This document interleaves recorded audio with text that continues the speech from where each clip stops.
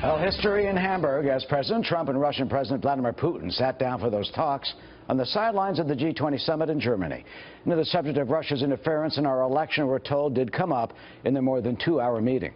The president, though, choosing not to hold a news conference about what he and Mr. Putin talked about afterwards. But the president did seek to clarify the conversation. He tweeted this morning, a tweet that for some has raised even more questions. The president said this, quote, "I strongly pressed President Putin twice about Russian meddling in our election. He vehemently denied it.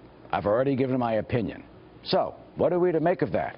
Joining us is Judy Miller, adjunct fellow at the Manhattan Institute for Policy Research and a Pulitzer Prize-winning author and journalist and Fox News contributor. So, Judy, as you just saw, the president said he did criticize Russian interference. White House sources are saying that at times the meeting on that subject with Putin was heated. Reince Priebus today saying that they had a substantial conversation. Do you think the president acted appropriately? And what are we to make of all this?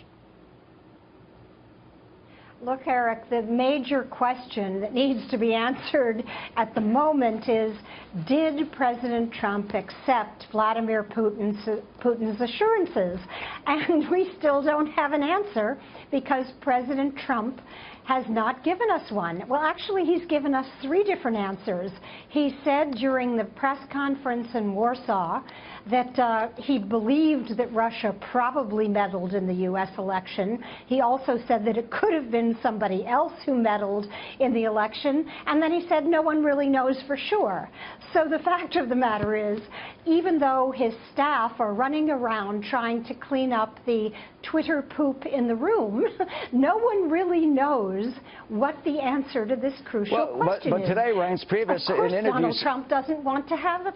Well, let me interrupt you, because Reince Priebus did say today in interviews that the president did not accept that answer. In fact, Priebus said, quote, that he absolutely did not believe Putin. Well, we haven't heard that from the president. Why not? And another question, is Donald Trump going to contradict whatever Reince Priebus or Rex Tillerson said tomorrow? I mean, look, Mr. Tillerson said that they had discussed sanctions. He said that clearly in his news conference. He wasn't hiding. But Donald Trump said in his tweet they did not discuss sanctions, but that nothing would be done until their disagreements over Ukraine and Syria were solved. You know, Mr. Trump consistently undercuts his staff, and even Vice President Michael Pence. It's really very difficult, it must be, to work for Mr. Trump when he simply refuses to back the people who are pretending or hoping to put a positive spin on what he's saying. Well, you know, in the next interview that the president gives, he certainly will be asked about this, and you know, he'll give his answer. Well, yeah, in an interview, but when will that be? I mean, he certainly didn't want to have a news conference and didn't have a news conference.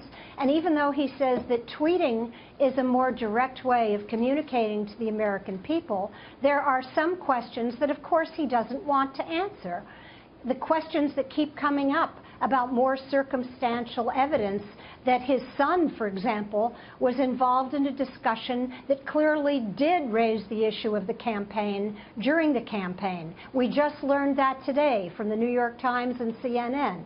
I mean, the questions are going to keep occurring. The president doesn't want to answer them. You cannot answer the questions that the American people now have in a 140-character tweet. Well, we certainly will get an interview at some point. We, meaning media in general, and he will certainly be asked about that. Donald Trump Jr. Saying that that meeting with the lawyer was about an adoption, for example, and the president didn't know anything about it. But this all comes, you know, after the meeting, and basically, as you point out, no news conference or explanation beyond the tweets from the president. Let me read you what the Wall Street Journal is reporting about all this tonight. They say, quote, lawmakers in both parties and former U.S. officials on Sunday criticized Mr. Trump for not taking a stronger stance in his meeting with Mr. Putin, saying the president appeared overly willing to forgive Russia's efforts to interfere in the 2016 U.S. election. Mr. Trump has denied there was any collusion and said he doubts the intelligence community's assessment. So he's doubting the intelligence community's assessment of several intelligence agencies.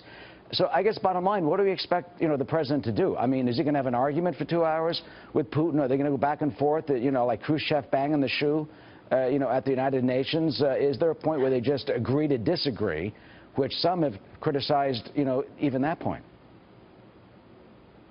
Well, he could have said that. He could have tweeted that. We agreed to disagree, but he did not.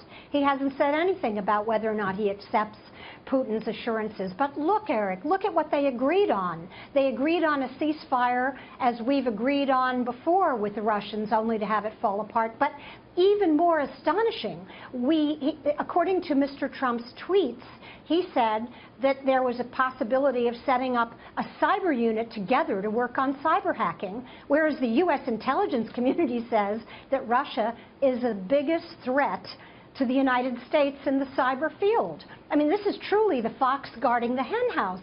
What is going on here? There are many, many questions way beyond the issue of the meddling in the election that Mr. Trump should be asked and should be forced to answer now. Well, we certainly will see when if and when he does, well, he will give an interview or perhaps a news conference, and he'll be asked those questions that you have just listed out on the top of people's minds.